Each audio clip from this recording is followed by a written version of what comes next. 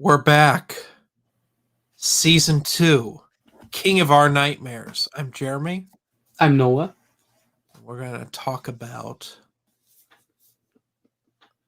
I forgot what it was. Firestarter. Firestarter. Hang on. Very memorable book. Let me grab my copy here. I should have done that to begin with. I forgot. We've been recording for the last couple hours. Yeah. So let me grab my copy real quick. Mm-hmm.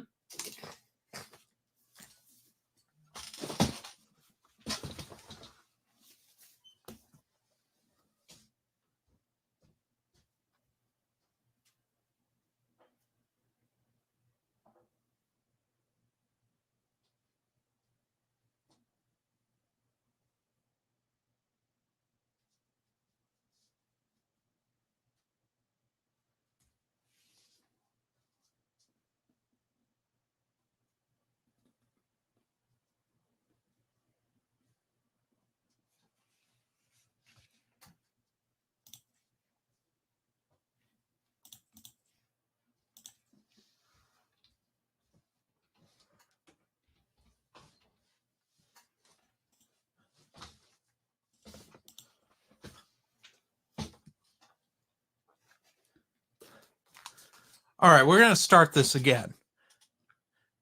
Season 2 is upon us. Welcome to King of Our Nightmares. I'm Jeremy. I'm Noah.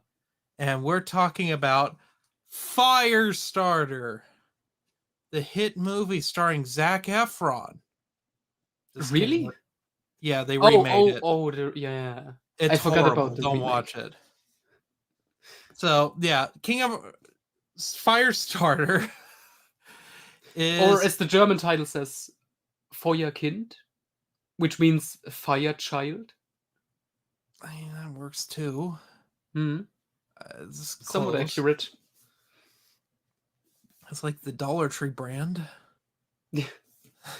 But here we go. We are in the 1980s now. Yes. Drunken King. Mm-hmm. Drunken Nonsense King. This one's not super drunken nonsense. It's a little nonsensical, though. So, a father and daughter are on the run from the government. A government agency called the Shop that experiments on human beings to give them psychic abilities. I don't remember any of these characters' names because I listened to this almost 2 months ago now. I remember. Don't worry. I don't remember most of the plot, but I remember the character names. Because I read this a couple of years ago. Yeah. I didn't have the time to reread it because of my reading scheduling, but I remember my opinions on it well enough. Yeah. Well, it's intercut with the father and the mother meeting each other back in like the 60s, and they both need money, so they take these experimental drugs in college that give them powers. He can push people to do things. Their daughter can light people on fire and steal money out of telephones. And they're being hunted by a man named John Rainbird, who is the creepiest villain in all of Stephen King, according to Stephen King. Really? Did he say that? Yes, he said that in an interview that he found John Rainbird really uncomfortable to write.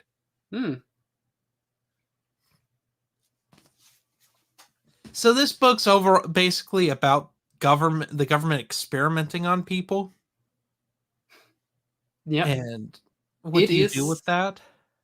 Yeah, this is, up until recent times, I would have said this is the most badly aged King novel, because we are in the 80s now, and this is the 80s just compressed in book form.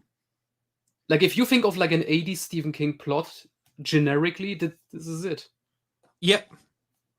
And that's why they made a movie of it in the 80s that's really bad. Starring Drew Barrymore. And then they remade it a couple years ago, and the only good thing about it is that John Carpenter did the score for it. Oh, I need to listen to that. That's a selling point, but the rest. It's like his newer stuff for the new Halloween movies, so it's really intense and a lot, but it's enjoyable. I don't care for this book. And I'm going to explain why. I like the setup of it, like how it's structured. Mhm. I like it a lot. I happened to listen to most of this in one sitting. I drove to Montana and back, and I listened to this. Which is also how I got through Wolves of the Kala originally. Mm. So I listened to this. I listened to this with my fiance. This was her first introduction to Stephen King. Oh. She wasn't the biggest fan of it, Hmm. but she didn't mind it. That's high praise, I guess. Yeah, it was better than listening to a Star Wars book, I think was. Yeah. That. And I wasn't going to put on road work. Oh, God. Yeah. That. She might leave me. Mm-hmm. Did I say my girlfriend? My fiance. My soon-to-be wife. Listen to this with me. And she, like, straight up, some of the things John Rainbird said, she went, ugh, that's awful. Because he has a weird connection with, what's the girl's name? Charlie. With Charlie. Mm-hmm. Because he's a weirdo. He's a Vietnam vet who got maimed in a friendly fire incident, and he likes killing people. Yeah, what I still remember from the book is him killing someone and like looking into his eyes the entire time and like hoping to see something happening there. Yeah, that's the scientist that created the drugs that Charlie's parents took. Yeah. He crushes his nose and like mouth and suffocates him and just watches the light fade from his eyes. Yeah, that's a freaky scene. Mm. And Charlie's mom's brutally tortured to death. They rip all of her fingernails out. Ooh. Of course, we get into something here that I want to talk about, which is the Stephen King sexual assault. She was molested as a child. Charlie's mom was. So she has issues with sex.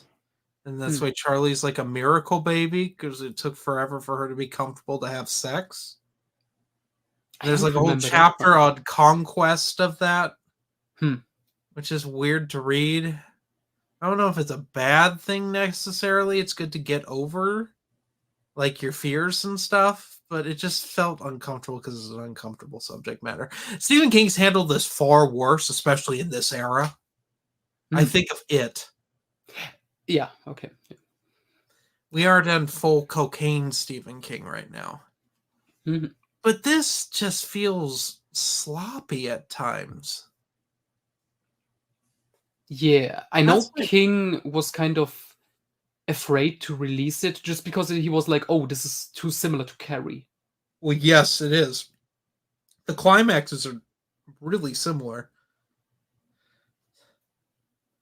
Involving fire and psychic powers. Mm-hmm. The dude gets bitten on the ass by a Doberman. That's a good one. But as I remember it, my general opinion on this one is that it's fine. Yes, it's fine. And that it's kind of weird because it's both underrated and well known. And I think that's just because of the movie Firestarter being a thing. Yes. But no one really talks about it or the book, you know.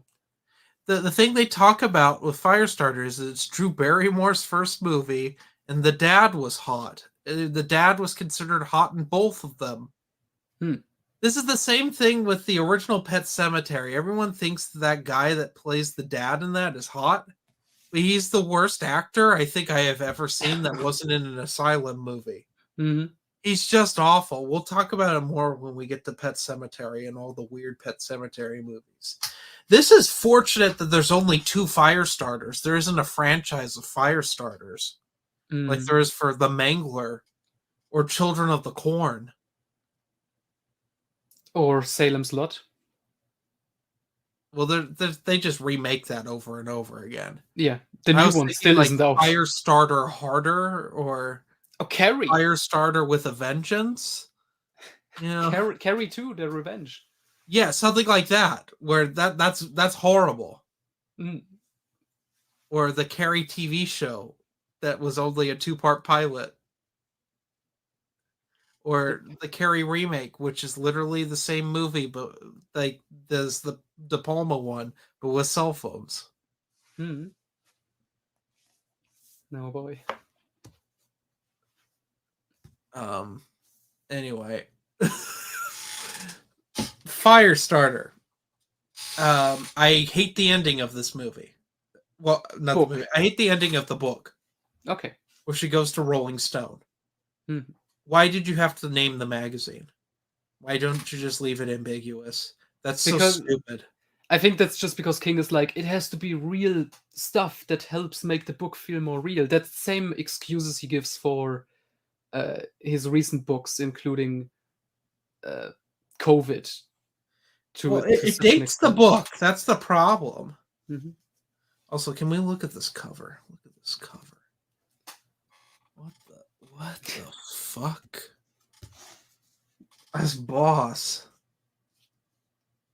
And it's like a requirement for Firestarter hardcovers in America to have water damage in some part of the cover. Nice. And it is water damage. It's not smoke because it bleeds over.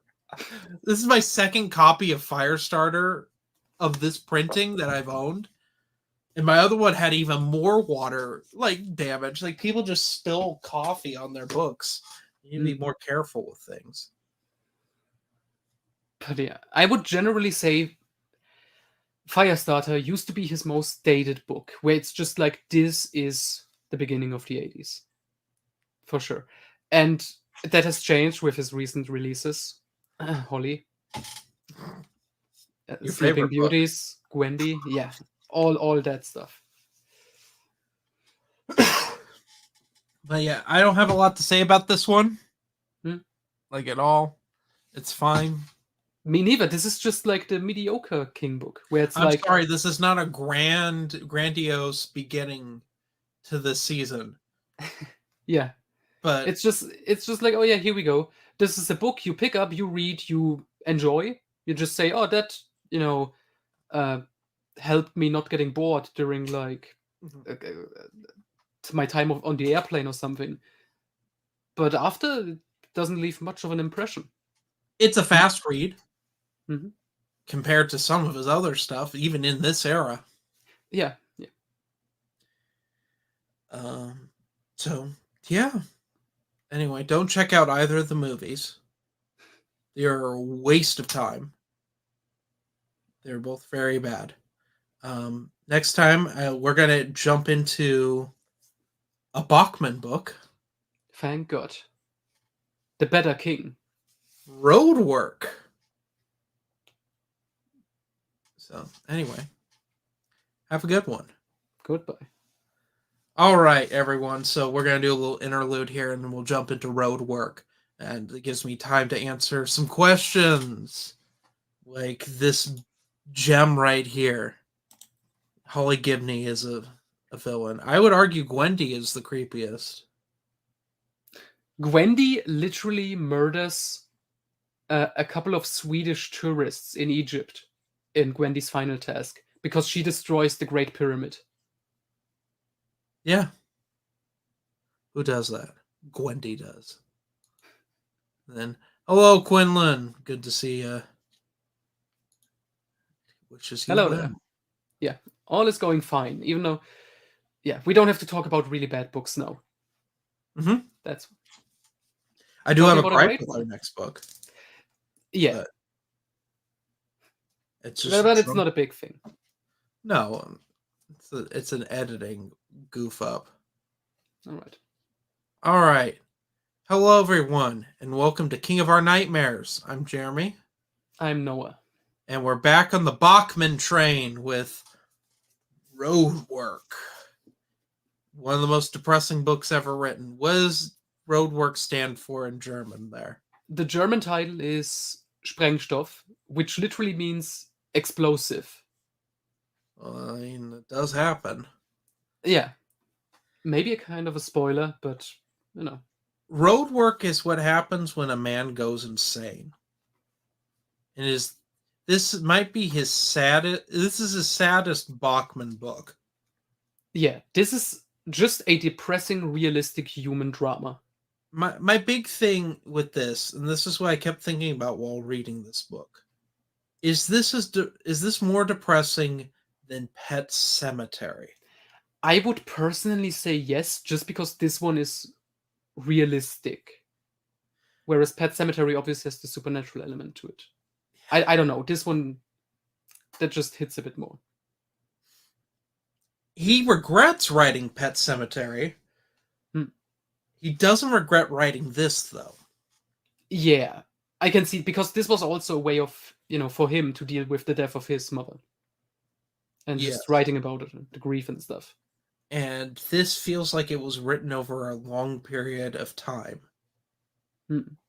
So our main character, whose name, I'm sorry, I'm just bad with names tonight. Barton George Dawes.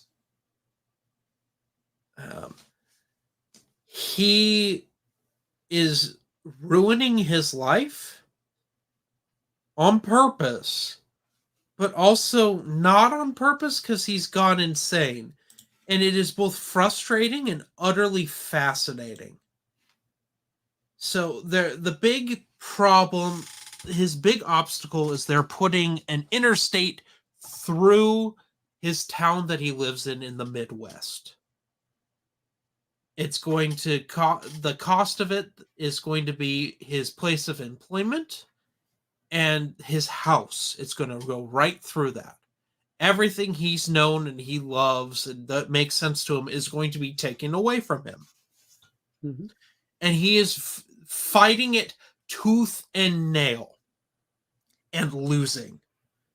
Because of course you're going to lose to that. If the government wants to take away your house and your place of employment, they can do that because they're the government. But he is self-sabotaging himself throughout this book, and it is just insane. Mm-hmm. This book opens with him buying guns. That's a great scene. It is incredible. It's my favorite gun scene in a Stephen King book. Mm-hmm. You know what it feels like? You ever read the Death Wish books by Brian Garfield? Oh no, but They're in the second book, Death Sentence. Paul Benjamin's buying guns. It feels similar to this, only Paul Benjamin is more sane. Just saying something because he's been murdering people for a while at that point.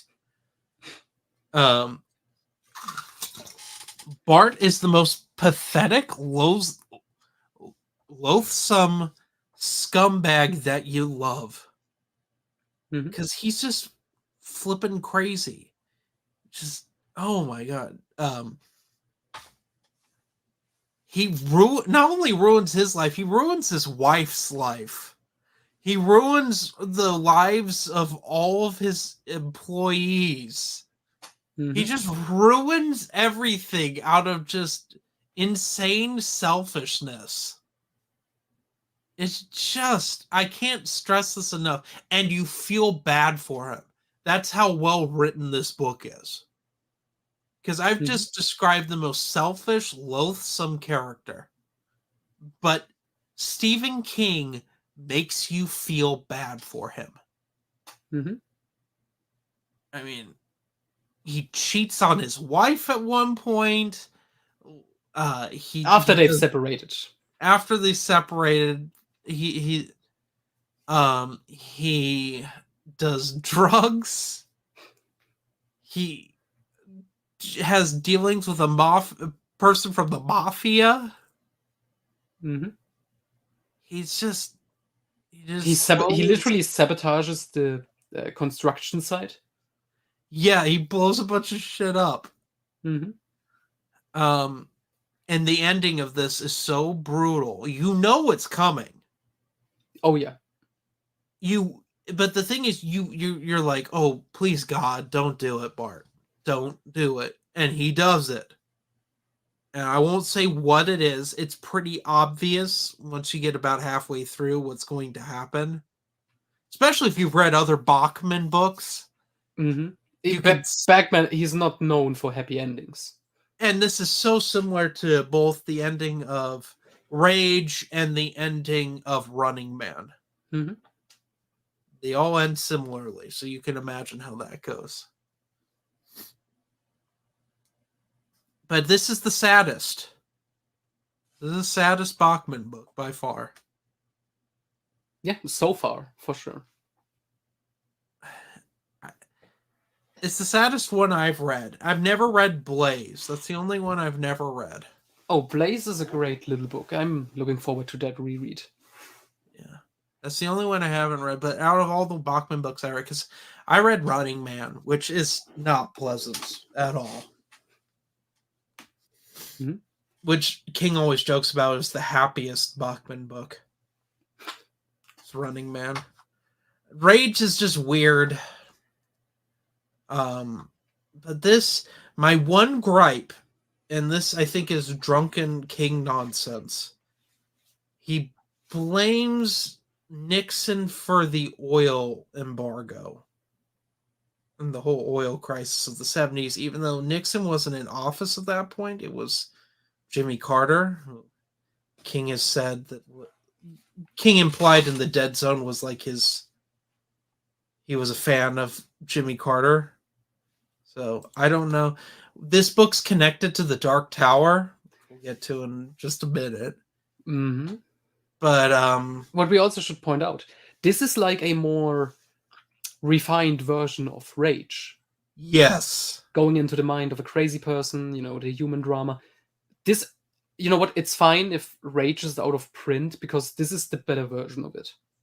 I would recommend anyone, if you're interested in Rage, just read Roadwork instead. Yeah, it's better. It's more in King's comfort zone. Mm-hmm. He writes the middle-aged well. Her name's Holly Gibney. Is Holly Gibney middle-aged? She's like 50. She's like over 50, but she acts like a teenage girl sometimes.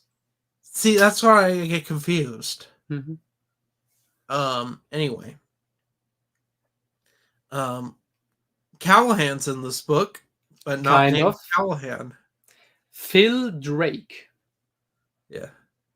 And this created a big discussion back in the day when I was writing on like the German Stephen King wiki fan page. We had this discussion. Should we just straight up say it as a fact that this is Callahan? Because the big contradiction in here is the time frame. It doesn't line up perfectly with Salem's Lot and what he says in Wolves of the Color, which you can explain because he's traveling dimensions, as we know from Wolves of the Color. So being 1 or 2 years behind, or that's not an issue. And that would explain why it's Nixon's fault for the oil embargo. Yeah. But we should explain this because I want to point it out. So Bart meets a priest called Phil Drake, who's doing like good work. And they have a talk about like, I don't know, human nature and like evil and stuff. Uh-huh. And Drake, first off, he's described looking like Callahan. Like King says, like his nose, he looks like he has lost the battle with the bottle a couple of times. Like Callahan, alcoholic. He describes his hand being burned. And then Phil Drake directly says, there is otherworldly stuff out there. I fully believe that. And King heavily implies, oh, he's not bullshitting. Like he's talking from experience, seeing horrible stuff that's not from this world. And this is if you read Wolves of the Kala, at this point he's been hunting vampires for a while. Mhm. So he's seen some things. Yeah. So yeah, if you're a fan of Callahan, like I am, a Batman book of all things. That's maybe the most awesome Stephen King connection between books because it's so unexpected. And it's not just a fan theory like, oh, these characters are very similar. They are literally described like one and the same. Yeah, it's one of my favorites. Hmm. I still love that in Doctor Sleep, Rose the Hat mentions that one of their favorite places to feed off of suffering is Salem's Lot. Hmm. Like they go to Jerusalem's Lot, the ghost town. Yeah. I like that. But yeah, this is better. This is one of the best connections that isn't like in a Dark Tower book. Mm-hmm. Because Dark Tower books, it just becomes expected. When do they start mixing in Dark Tower? Is it Wizard and Glass? Wizard and Glass, definitely, because that brings in the Stand. My fiance's home. Mm-hmm. So, yeah, we'll have to wrap this up real quick. Yeah. This Overall, is a good one. Yeah, it's an absolute page turner, like all the previous Batman books. It doesn't have the usual like King, where he just babbles on and on about stuff. Which I've seen people complain this is kind of dry and boring when Bart is going off about like his life in his workplace. But no, to me that's really fascinating, and It has to be there. Yeah. This is one of those books where Stephen King's very long-winded, especially in his later years.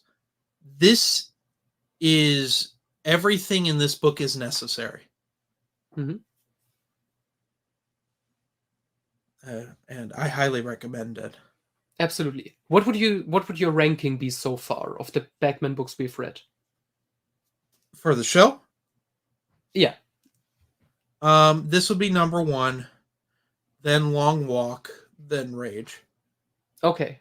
That's but amazing. I'd rather read Long Walk if I had to pick one because it's the least unpleasant. It's slightly less depressing. Yeah. Yeah, I fully agree. I think this is one of King's, if not the absolute best, human drama with like no supernatural, like Misery or Dolores Claiborne, in that type of, So yeah, also highly recommend. Bagman is just never disappoints. There you go.